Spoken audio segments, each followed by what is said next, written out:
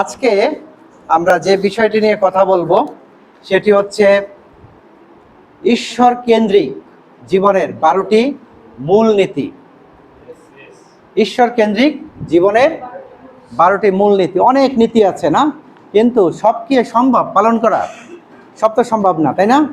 একটা মানুষের জন্য অসম্ভব। আমরা রক্তে মাংসের মানুষ, তো যেহেতু আমি অল্প সময়ে শেষ করব, যদি আমরা দেখি যে প্রথম যে নীতি সেটি হচ্ছে ঈশ্বরকে প্রথমে স্থান দেওয়া, তাই না? আপনি চান না যে প্রথম হতে ক্লাসে? আপনি চাকরিতে প্রমোশন চান না? আপনি সব কিছুতে, তাই না, প্রথম চান, সবচেয়ে ভালো জিনিস না? খাবারটাও ভালো চান না? প্রথম। তাহলে আপনি যদি সব কিছু প্রথম চান, তাহলে ঈশ্বরকেও আপনাকে প্রথম স্থান দিতে হবে, তাই না? আমি এখানে লিখেছিলাম, যদি ঈশ্বরকে আপনি প্রথম স্থান দেন, তাহলে ঈশ্বর আপনাকে প্রথম স্থান দিবেন, তাই না? আপনার চাকরিতে আপনাকে ঈশ্বর প্রথম স্থান দেবে যদি আপনি ঈশ্বরকে প্রথম স্থান দেন, না? আপনার পড়াশোনা, আপনার ব্যবসা, আপনার অর্থনীতি, সব কিছুতে ঈশ্বরকে যদি প্রথম স্থান দেন, তাই না? যেমন মথিতে লেখা আছে 6 অধ্যায় 33 পদে, প্রথমে তার রাজ্য ধার্মিকতা, তাই না? তাহলে বাকি ওই সকল দ্রব্য তোমাদের দেওয়া যাবে। তাহলে দ্বিতীয় সেটি হচ্ছে আত্মিকভাবে আমাদেরকে শক্তিশালী হতে হবে, না? প্রথম কি আমাদের প্রভুকে আগে প্রায়োরিটি দিতে হবে, না? সব কাজে আপনি যা করেন না কেন, ব্যবসা, পারিবারিক, তাই না, স্কুলে যাওয়া, অফিসে যাওয়া, প্রভুকে আগে প্রায়োরিটি দিতে হবে। আমি কিছুদিন আগে গাড়িতে আসতেছিলাম, আপনি দেখবেন গাড়িতে অনেক অ্যাক্সিডেন্ট হয়, তাই না? এই মারা যায় লোকজন, কিন্তু আমি যখন গাড়িতে উঠি প্রভুকে আগে প্রায়োরিটি দিই, প্রভু সাথে সমর্পিত। তার মানে কি একটা নিশ্চয়তা, না? এবং ফাইনালি যখন আমি পৌঁছে যাই আমার গন্তব্যে, আমি আবার প্রভুকে ধন্যবাদ দিই যে প্রভু তোমার সুরক্ষার জন্য ধন্যবাদ, তাই না? এটি আমাদের খ্রিস্টীয় জীবনে থাকা উচিত। দ্বিতীয় হচ্ছে আত্মিকভাবে কিভাবে শক্তিশালী হবেন। কয়েকটি রেফারেন্স আছে, ইফিসীয় 1 অধ্যায়, 2 করিন্থীয় 10 অধ্যায় 4 পদ, ইফিসীয় 6:11, যে তোমরা আত্মিক, তাই না, ভাবে তোমরা শক্তিশালী। সেটা কিভাবে? আপনি প্রার্থনা থাকতে হবে আপনার জীবনে, তাই না? আপনি প্রার্থনা, উপবাস সহকারে, উপবাস থাকলে কি হয়, যে নিজেকে একটা কন্ট্রোল, তাই না, নিজেকে কি বলা যায়, যে গঠন করা, এবং মণ্ডলীর সহভাগিতা, তাই না, গির্জায় আসা, আত্মিক যুদ্ধের জন্য ঈশ্বরের সমগ্র বর্ণনা, না যে ইফিসীয়তে আছে না, ঈশ্বরের যুদ্ধ সজ্জা, তাই না, পরিধান করো, তাই না, সেটি আমাদেরকে করতে হবে। ঈশ্বর, তৃতীয় নাম্বার হচ্ছে ঈশ্বরের কাছে করা মানত পূর্ণ করতে হবে। আপনি, আমরা দেখি না, এই যে উপদেশক তার 5 অধ্যায় 4 পদে দেখবেন, তুমি যখন ঈশ্বরের কাছে মানত করো তখন তা পূরণ করতে বিলম্ব করো না। যদি আমরা ঈশ্বরের কাছে, ঈশ্বর আমাদের রক্ষা করেছে, তাই না, ঈশ্বর আমাদের ভালো চাকরি দিয়েছে, ঈশ্বর হয়তো আমাদের একটা ভালো ফসল দিয়েছে, তাই না, এবার ফসলের টাইম। আমি গ্রামে গিয়েছিলাম, দেখলাম অনেক ধান হয়েছে মানুষের, যেটা বন্যায় অনেকের ধান কি হয়েছে, তলায় গেছে, তাই না? কিন্তু আমি দেখলাম বিশ্বাসীদের যে জমিগুলো, সেখান থেকে তারা ভালো ধান পেয়েছে। তাহলে কি একটা মানত আছে না ঈশ্বরের? আমরা কি দশমাংশ দিই না? 10% না? এটি ঈশ্বরকে দেওয়া উচিত। যদি আপনি কোনো মানত করে থাকেন, প্রভু যদি আমার একটা চাকরি হতো তাহলে আমি মণ্ডলীতে 5,000 টাকা দেবো, তাই না? কিন্তু পরে চাকরি হয়ে যাওয়ার পরে কি হয়, যে ঘরে তো একটা ফ্রিজ দরকার, একটা টেলিভিশন দরকার, তাই না? আমাদের প্রয়োজনগুলো যেন আমাদেরকে আঁকড়ে ধরে, এবং আমরা ওই যে মানত, প্রভুকে যে কথা, কমিটমেন্ট, এটা আমরা আর দিতে পারি না, তাই না? তখন কি হয়, আমরা ঈশ্বরের সাথে প্রতারণা করি, এবং পরবর্তীতে যখন আমাদের আরও কিছু দরকার হয় তখন প্রভু কি করেন, বঞ্চিত করেন না, বা আমরা নিজেরা বঞ্চিত হই। চতুর্থ যে বিষয়, নিজের উন্নয়নে বিনিয়োগ করা।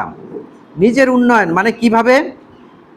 লুক তার 6:4 পদে, যে সম্পূর্ণ শিক্ষিত হয় সে তার শিক্ষকের মতো হইবে। লুক তার 6:40 পদে আছে এই কথা, যে নিজেকে সম্পূর্ণ শিক্ষিত হয়, তাই না, সম্পূর্ণরূপে। এখন নিজেকে গঠন করা কিভাবে? আপনি জ্ঞান, তাই না, যদি আপনি জ্ঞান চান ঈশ্বরে, তাহলে আপনাকে বাইবেল পড়তে হবে, তাই না? আপনাকে ভালো ভালো প্রচারের শুনতে হবে, আপনাকে ওয়ার্শিপ শুনতে হবে, প্রার্থনায় মনোনিবেশ করতে হবে, আপনার নিজের চরিত্রকে গঠন করতে হবে, তাই না? ধরেন একদিন এক তরকারিওয়ালা, আমার স্ত্রী সেইখানে গেল এবং 10 টাকা তার বাকি ছিল, মানে ছিল না 10 টাকা। এখন ওই লোকের কি আর মনে থাকে 10 টাকা? 10 টাকা। কিন্তু আমার স্ত্রী 10 দিন পরে গিয়ে তাকে সে 10 টাকা ফেরত দিল, এবং সেই লোক বুঝলো যে না, ইনি তো বিশ্বস্ত। পরবর্তীতে যত মালই নেয় উনি আর লেখে না, কয় আপা আপনি আপনি মনে রাখেন। তার মানে ধরেন কোন এক সময় আমার অভাব পড়ছে, তাই না? আমি মনে করেন পালকবাবুর কাছ থেকে আমি 100 টাকা নিলাম, হয়তো বা পথে রিক্সা ভাড়া নাই, আমি 100 টাকা নিলাম, আমি মনে করলাম রিক্সা ভাড়া 100 টাকা দরকার নেই দেওয়ার, তাই না? এখন পরবর্তীতে আরেকদিন আমার দরকার হবে না, আমি কি পালকবাবুর কাছে চাইতে পারবো? বা চাইলো হয়তো বা সে সেদিন দিবে, তৃতীয়বার কি দিবে?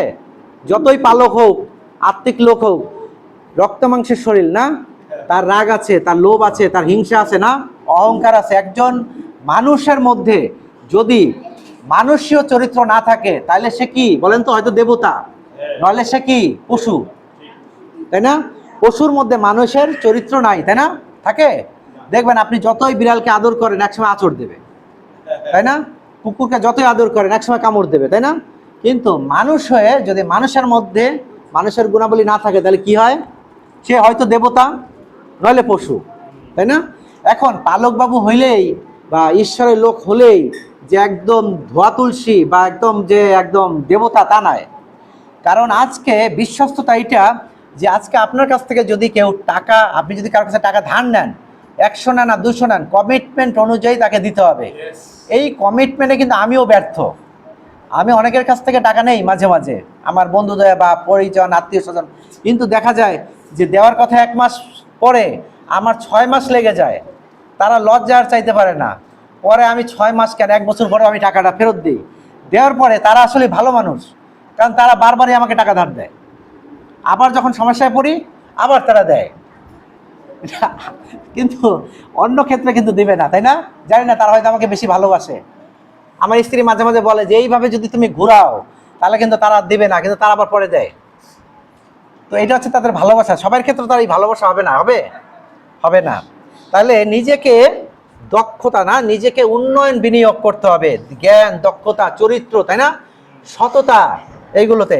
5 নম্বরে হচ্ছে পরিশ্রমী হন। পরিশ্রম না, কথায় বলে, তোমরা বাইবেলও বলে যে তোমরা পিপিলিকার কাছে যাও, তাই না? পরিশ্রমী হও। আপনি যদি পরিশ্রম হন ঈশ্বর আপনাকে সাহায্য করবে।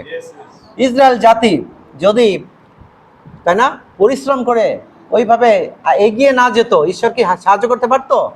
ঈশ্বর তার অনুগ্রহ, তার ভালোবাসা তিনি আমাদের সামনে রেখেছেন, আশীর্বাদ, কিন্তু আমাদেরকে যেতে হবে।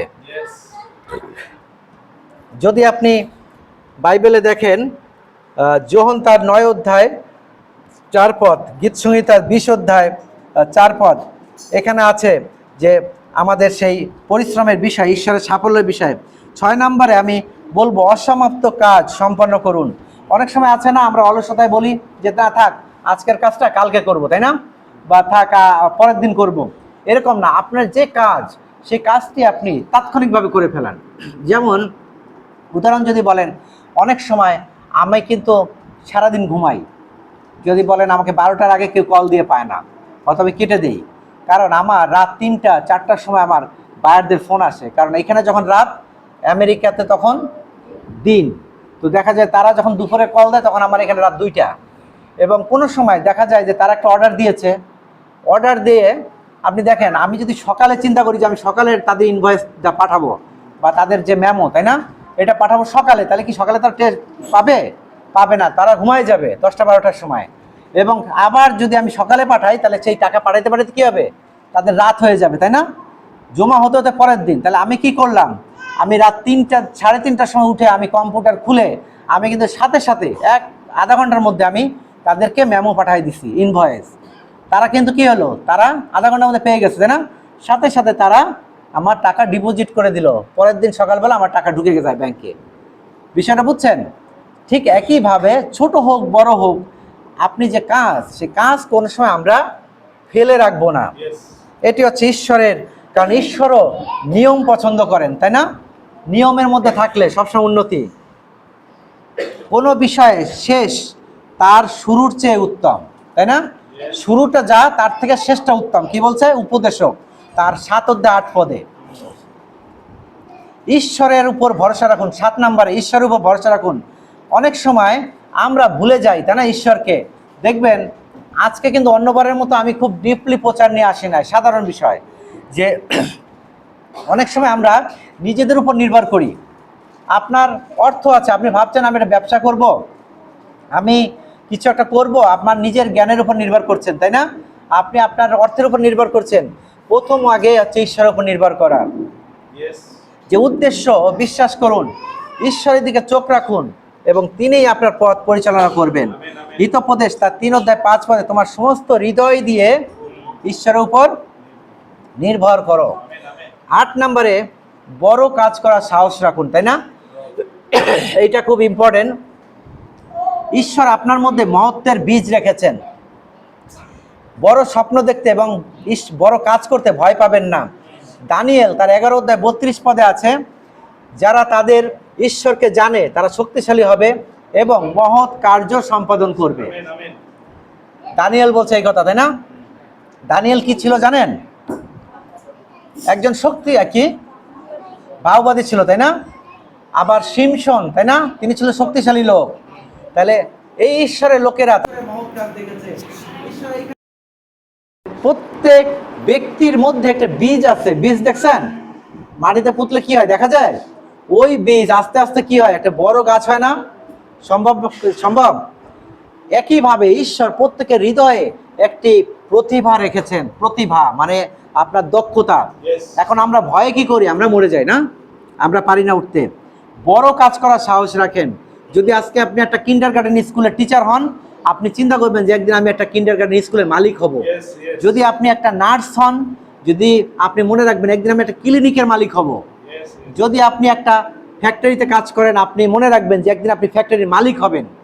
আমি বলতে চাই, একসময় আমার একটা মার্কেটের দোকান ছিল, এই যে 300 ফিটের ওই পাশে লেক সিটি আছে না, মার্কেটের দোকান ছিল। তখন আমার কি মনে হতো জানেন?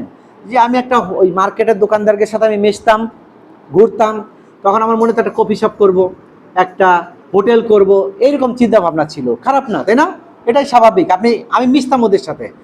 এরপরে যখন করোনার মধ্যে আমি আমার ফ্যাক্টরি থেকে ওই যে কানের রাবার আছে না মাস্কের, ওই রাবার আমি প্রতিদিন 1.5 লাখ গজ আমি সাপ্লাই দিতাম করোনার মধ্যে। প্রতিদিন আমার 1.5 লক্ষ টাকা লাভ হতো। 1.5 লাখ টাকা প্রতিদিন লাভ হতো। তাহলে আপনি চিন্তা করেন, যখন আমি ফ্যাক্টরিতে সাপ্লাই দিতাম তখন আমার মধ্যে কাজ করছে আমি একটা ফ্যাক্টরি করব, আমি একটা রিসোর্ট করব, তাই না? এবং আস্তে আস্তে ঈশ্বর আমাকে ওই দিকেই নিয়ে যাচ্ছে। সুতরাং আপনি যেটা চিন্তা করবেন আপনি সেটাই হয়ে যাবেন। আপনি যদি সারাদিন চিন্তা করেন আমি দুর্বল, এক সময় দেখবেন কি আর বিছানা থেকে উঠতে পারবেন না। আপনি যদি মনে করেন আমার শরীরে তো রোগ, আপনি একসময় রোগী হয়ে যাবেন। আপনি যদি মনে করেন যে আমি তো বেকার, আজীবন আর কোনো চাকরি পাবেন না। কিন্তু যখন আপনি চিন্তা করবেন যে না, প্রভু আমার সঙ্গে আছে, আমি একদিন একজন বড় ফ্যাক্টরির মালিক হতে চাই, আমি একদিন 1 কোটি টাকার মালিক হতে চাই, এই বাসনা যখন আপনার মধ্যে থাকবে, আপনি আস্তে আস্তে দেখবেন কোটি টাকার মালিক হয়ে গেছেন। এটা কিন্তু একটা সিম্পল, এটা কিন্তু সত্যি। তাহলে আমাদেরকে সাহসী হতে হবে, তাই না?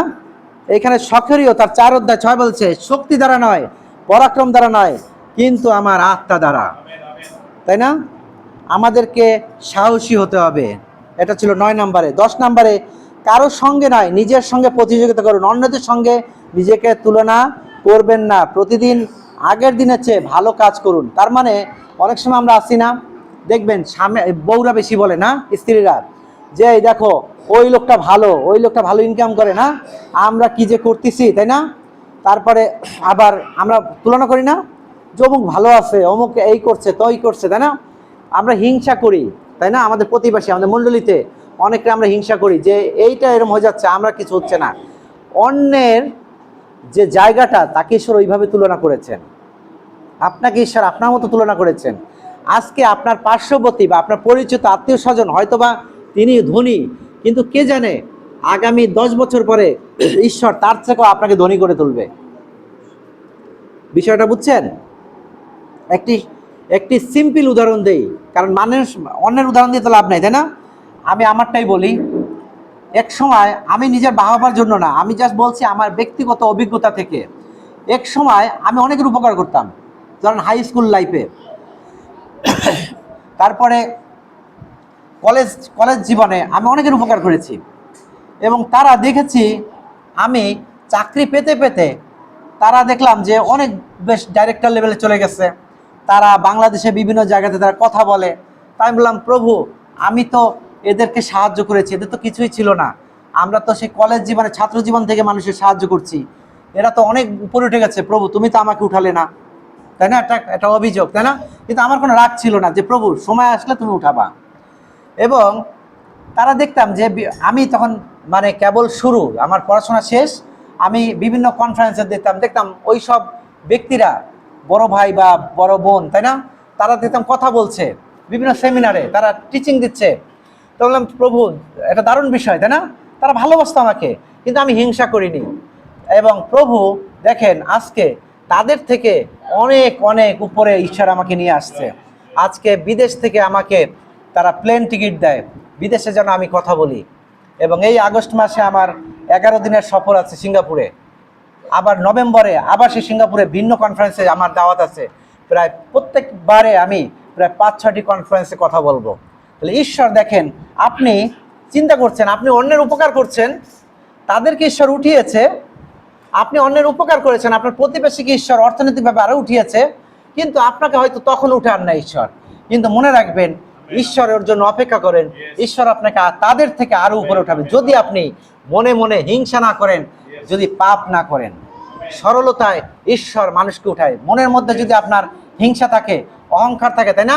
অনেকে আছে না, আপনি চার্চে ভালো গান গায়, ভালো প্রচার করে, কিন্তু মনের মধ্যে হিংসা ভরা, মানুষের উন্নয়ন সহ্য করতে পারে না, এই সব লোকদেরকে ঈশ্বর উঠায় না। যারা দেখবেন হিংসুটে, ঈশ্বর তাদের সাময়িক কিছু অর্থ দেয়, কিন্তু বৃহৎভাবে তারা ডেভেলপ করতে পারে না। আমরা 10 দেখলাম, এখন আমরা 11 যদি যাই, আপনার সকল অর্জনের জন্য ঈশ্বরকে ধন্যবাদ দিন, তাই না? তোমার সম্পদ দিয়ে সদাপ্রভুকে সম্মান করো, হিতোপদেশ 3:9 তোমার সম্পদ দিয়ে, তাই না? আপনি ভালো একটা চাকরি পেয়েছেন, হঠাৎ করে কোথাও থেকে আপনি 5,000 টাকা পেয়েছেন, ঈশ্বরের ধন্যবাদ দেন। আপনি একটা ভালো পরীক্ষা পাস করেছেন, ঈশ্বরের ধন্যবাদ দেন। প্রত্যেকটা আশীর্বাদে আপনি যেন ঈশ্বরকে ধন্যবাদ দেন, তাহলে কি হয়? ঈশ্বর খুশি হয়, না? ঈশ্বর মহিমান্বিত হন, ঈশ্বর গৌরবান্বিত হন, এবং আপনার জীবনে আরও আশীর্বাদ আসে। 12 নম্বর আমি শেষ করব, সেটি হচ্ছে ঈশ্বর ও তার লোকদের সেবা করুন। ঈশ্বরের কাজে নিজেকে নিয়োজিত করুন, নম্রতার সঙ্গে ঈশ্বর ও মানুষের সেবা করুন, তাই না? যিশু তার নিজ শিষ্যদের পা ধুয়ে দিয়েছিলেন, তাই না? এবং মতি তার 20:26 বলছে, তোমাদের মধ্যে যে মহান হতে চায় সে তোমাদের সেবক হোক, তাই না? আমরা মণ্ডলীতে কি করি? আমি অনেক টাকার মালিক, আমি একজন ডাইরেক্টর, আমি কি করি? পকেটে একদম হাত গুজায়, না ভাব দেখাইয়া তারপরে আমি মণ্ডলীতে ঢুকি, তাই না? একজন চেয়ার আগায় দেয়, না? কিন্তু আমি ডাইরেক্টর, আপনি ডাইরেক্টর কি কোনোদিন আপনি চেয়ার আগিয়ে দিয়েছেন? আপনি মণ্ডলীর অনেক ধনী ব্যক্তি, আপনি কোনো সময় মণ্ডলীকে কুড়ে ঝাড়ু দিয়েছেন? দেন নাই।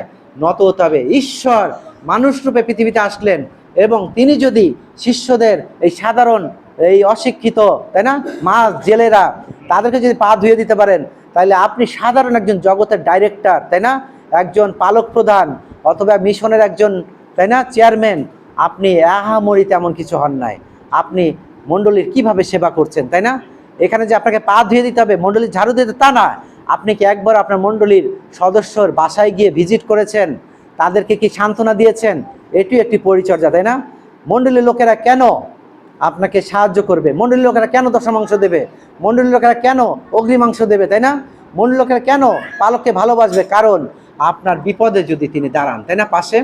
এবং যে কথা বলছিলাম, যে আপনি একজন ভালো টিচার, আপনি একজন ভালো অফিসার, আপনি একজন ডাইরেক্টর, তার মানে এই না যে মণ্ডলীর কাজ শুধু পালকের দায়িত্ব, মণ্ডলীর কাজ শুধু সুসমাচার মিশনারিদের দায়িত্ব, তা নয়।